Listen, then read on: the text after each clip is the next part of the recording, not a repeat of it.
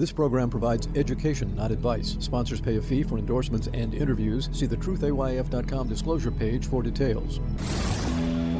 This is where technology, innovation, and personal finance come together. This is the truth about your future with Rick Edelman. It's Monday, May 13th. On today's show, your questions and comments. Ron wrote in about my podcast that the Republican Study Committee has issued recommendations for solving the Social Security crisis. And Ron asked, how can we find out which Republicans are on that committee? And how can we communicate with them to indicate our support? It's easy, Ron. Just go to their website. The link is in the show notes for you. Members of Congress, believe it or not, they love to hear from their constituents. Your input really does make a difference. So use the link to find your representatives and send them an email. And encourage your friends and family to do that too. This is how democracy works. Members of the House of Representatives, literally, your representative. If they aren't representing your views, then in November you can vote to replace them.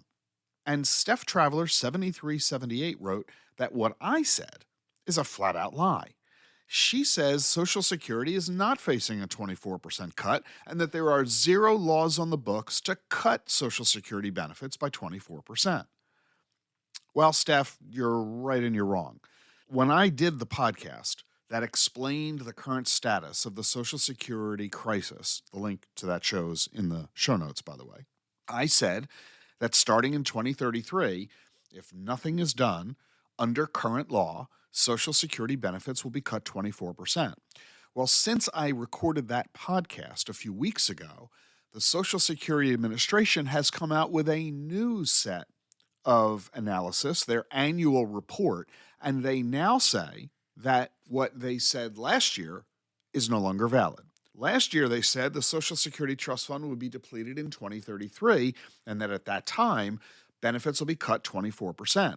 The Social Security Administration's annual report now says, yes, it's 2033 that the trust fund is depleted, just like they said last year, but instead of a 24% cut, it's going to be a 21% cut. The tax revenue is a little bit better now than it was a year ago. Bottom line is this, Stephanie.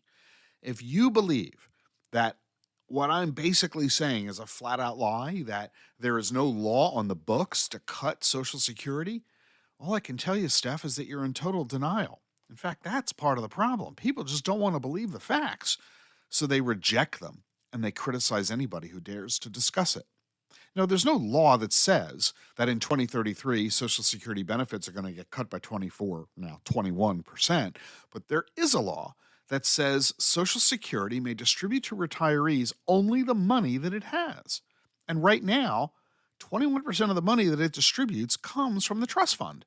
By 2033, that trust fund will be depleted. That's why benefits are going to get cut. The money simply won't be there for the Social Security Administration to pay out. Everybody who studies this stuff knows this. Some want to pretend it isn't the case. Ronald Reagan knew it was going to happen. Bill Clinton knew it. Both Bushes knew it. Obama knew it. Trump knew it. And now Biden knows it.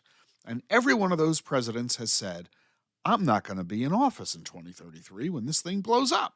So why should I take the heat from trying to fix it? I've got current problems today that I need to fix. I'm not going to solve tomorrow's problems. Let the next guy do it.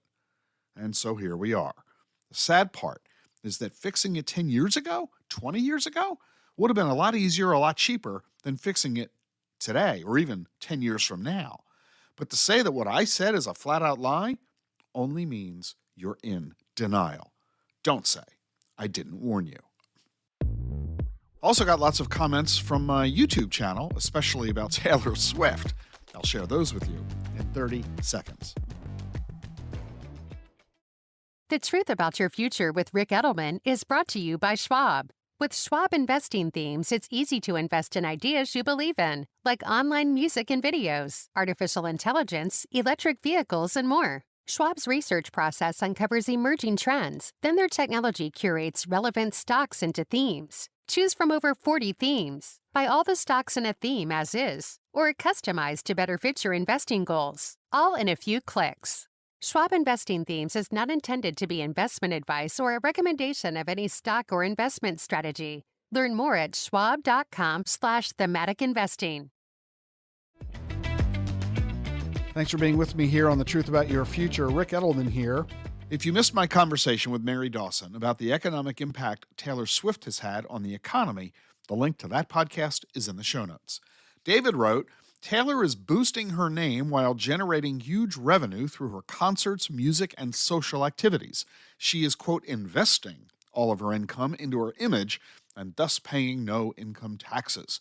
She's creating more pollution doing her thing than entire cities are, and she's promoting abortion to females from ages 10 to 40. How exactly is she boosting the economy or even making anything better? That's David. And wow, David, sure looks like Taylor has hit a few buttons for you, huh?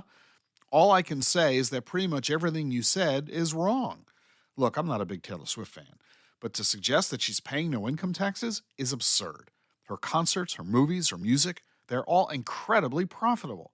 There's no way she can reinvest all that money back into her business, and even if she could, she'd only be generating that much more profit the next year. She's paying tens of millions of dollars, maybe even hundreds of millions of dollars in taxes. And not just in federal income taxes, but in state and local income taxes too. A lot of people don't know this. But when you earn money, you don't just pay state income taxes based on where you live.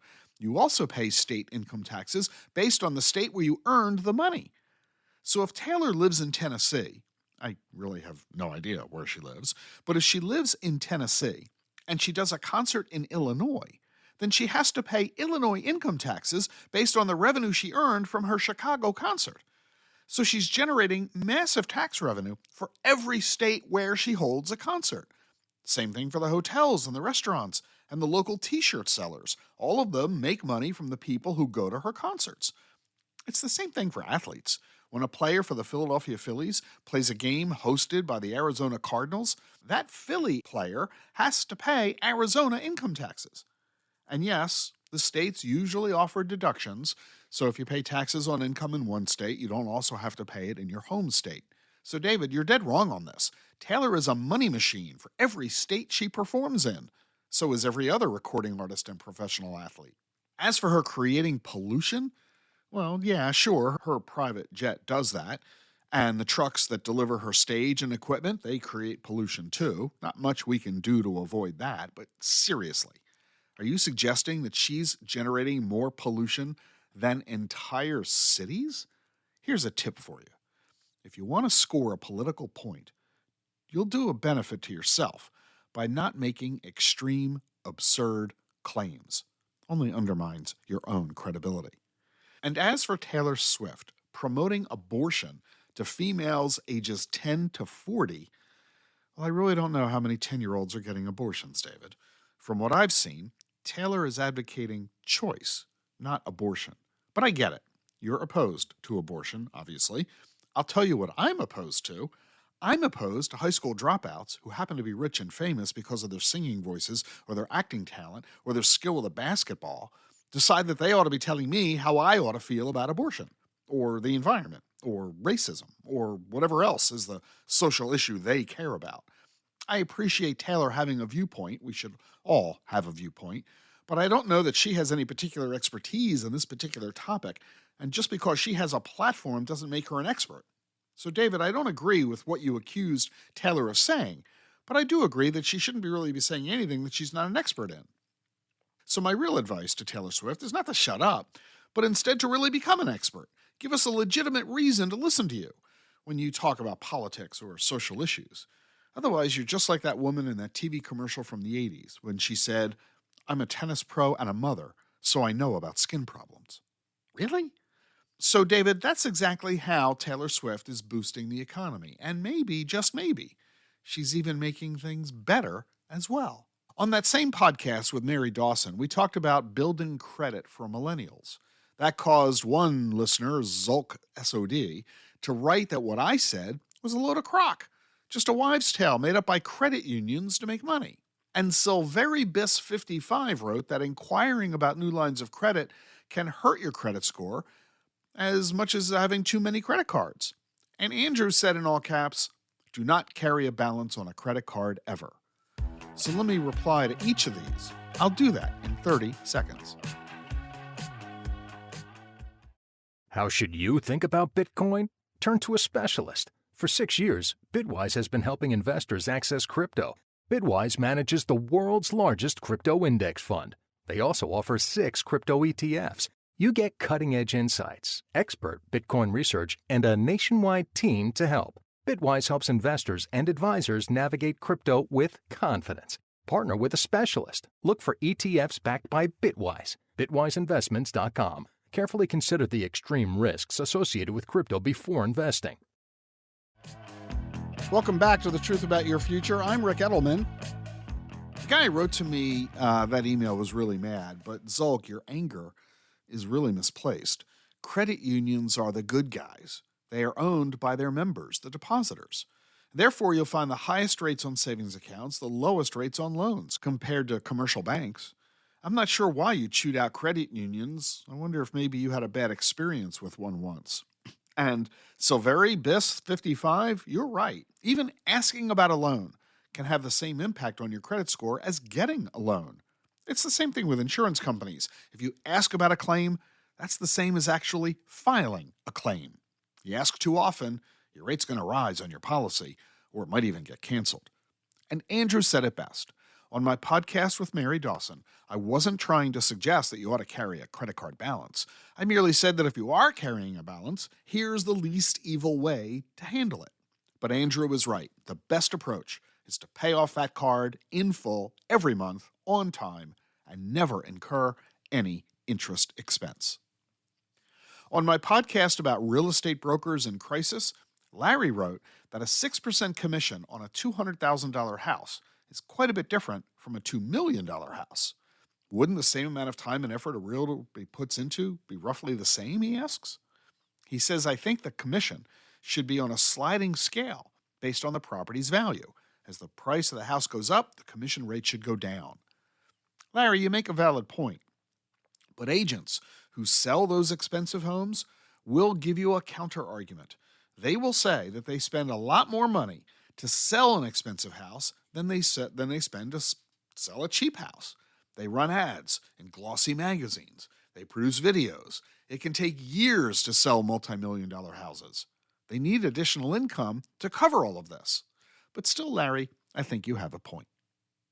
And about my podcast about Roscoe, the police canine robot that was shot, Diving Duck 9 wrote, I wasn't feeling sad for the dog once you said it was a robot, but I can't believe the thing could walk down a flight of stairs. Yeah, that's the thing, isn't it, Diving Duck? These robot dogs can not only walk up and down stairs, they can right themselves when they get knocked over, and they can take a bullet, too. Pretty cool, huh? And Larry Krugel, 5860, was fascinated by my podcast about the new Gene and Rick Edelman Fossil Park that's opening later this summer at Rowan University. He wrote on a visit to Europe, quote, I remember when I touched the wall of a 1,600-year-old cathedral. Imagine holding in your hand something that was alive 66 million years ago. Yes, Larry, that's exactly the experience everyone will have when you come visit the Edelman Fossil Park. And when you find that fossil, you'll not only hold in your hands something that was alive 66 million years ago, you'll be able to take it home with you. Got any questions or comments for me? Write to askrick@thetruthayf.com. Links in the show notes, or comment on any of my social media pages, Facebook, LinkedIn, X, YouTube, Instagram. Sorry, I'm not on TikTok. Have you registered for Vision, DAC FP's biggest crypto conference of the year? It's exclusively for financial professionals and accredited investors. It's June 2nd to June 4th in Austin. You'll get the latest cutting-edge educational content and actionable ideas from leading investors and industry thought leaders. The information you need about crypto to serve your clients and attract new AUM. This event is designed to maximize your learning experience. No breakout sessions, so you don't miss a thing. Private one-on-one meetings and dine-arounds. Check out our list of speakers at dacfp.com. Registration is only $199. Secure your spot for Vision now. The link's in today's show notes. On tomorrow's show, the boomers are peaking. How do advances in science, technology, and medicine translate into investment opportunity? Listen and learn. This is The Truth About Your Future with Rick Edelman.